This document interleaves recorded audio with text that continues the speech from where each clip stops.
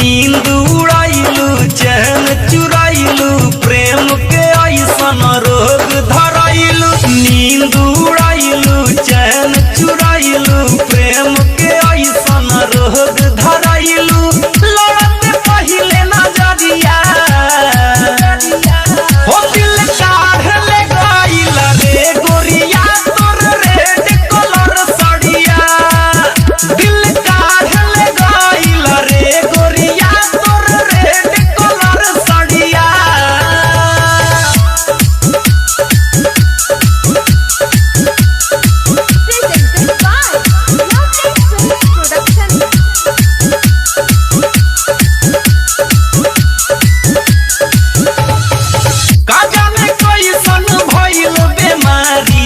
प्यार वाला जोश में रात दिन तू ही याद आवेलू हम ना बानी होश में।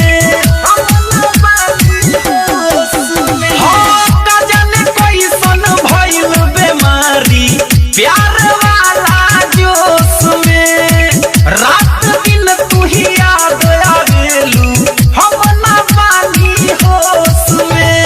रात रात भर हम जागल बानी तोहरे खातिर पागल बानी बस में बाना शरीरिया।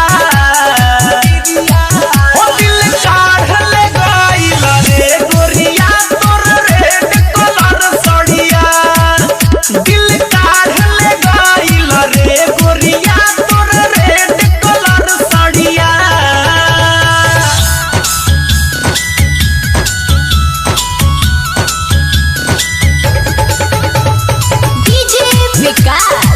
रीगा सीतामढ़ी आप सुन रहे हैं अमित पटेल की आवाज से।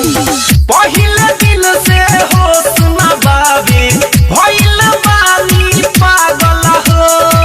करिया करिया नैन के तोहरा देखनी जब से